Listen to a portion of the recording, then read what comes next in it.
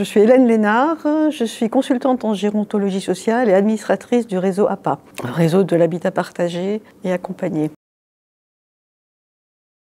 L'AMIS, c'est un projet qui est là dès la naissance de l'association API, puisque c'est un des 4 axes de développement. C'était vraiment un défi dès le départ, donc dès les prémices. Donc moi j'ai participé à la rédaction du cahier des charges, et puis donc à la consultation, puisque dans la première étape on a fait travailler un cabinet, et ensuite donc à la deuxième étape de réalisation de l'AMIS. Et dès le départ, il y avait ce défi, ce double enjeu, donc de développer un outil pour les porteurs de projets, d'outiller les porteurs de projets qui ont besoin de savoir ce qu'ils font et de montrer ce qu'ils font.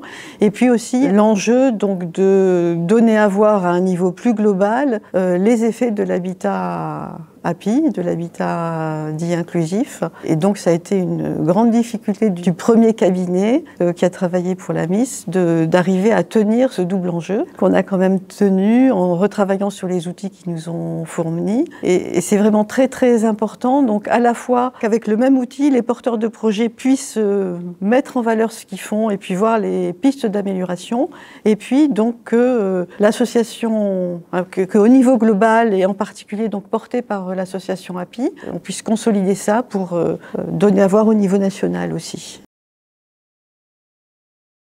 Les points d'étonnement, il y en a plusieurs. Au départ, on avait peur, on se disait mais est-ce qu'on arrivera à avoir 10 porteurs de projets, est-ce qu'on arrivera à avoir 20 porteurs de projets? Finalement, on a eu un petit peu moins de 30 porteurs de projets volontaires. Donc vraiment, c'était que ça répondait à une demande puisqu'ils étaient là, ils étaient enthousiastes, ils sont allés quasiment tous jusqu'au bout avec beaucoup d'implication. Donc premier étonnement, c'est que on avait peur de proposer un pensum et que finalement on leur a on leur a proposé un outil dont ils se sont saisis. Ça c'est le premier étonnement. Le deuxième étonnement, il y a une grande diversité des porteurs de projets, une grande diversité des personnes qui habitent dans les projets. Enfin, on a vraiment quelque chose de très très disparate et malgré tout, on a des résultats au global qui sont très cohérents.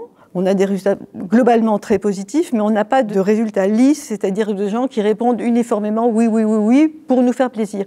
On a vraiment des différences qui ont du sens. On s'aperçoit donc à travers ces différences de réponses et les nuances dans les réponses que l'habitat inclusif répond de manière très fine, localement, à des besoins très spécifiques.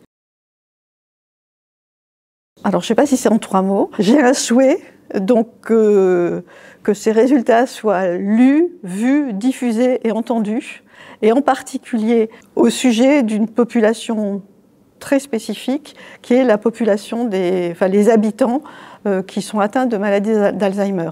Et là, on voit très clairement dans le discours des professionnels, dans le discours des proches et également dans leur discours, qui n'a pas été présenté aujourd'hui, on voit très clairement dans ces différents discours qu'il y a de la place pour un habitat inclusif pour les personnes qui ont un très fort besoin d'aide et d'accompagnement, et que ça leur apporte aussi quelque chose et que leur place n'est pas nécessairement dans un EHPAD. Elle peut y être dans un EHPAD s'ils le souhaitent, mais ils peuvent être accompagnés autrement.